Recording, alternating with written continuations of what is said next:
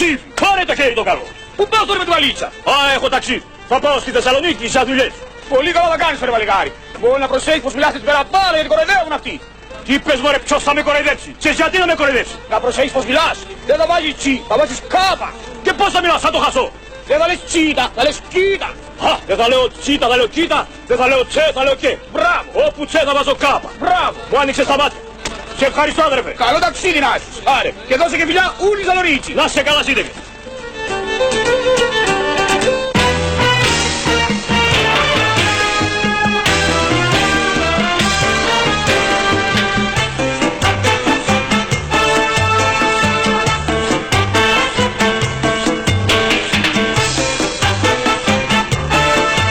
Εσύ Ιδέκνε.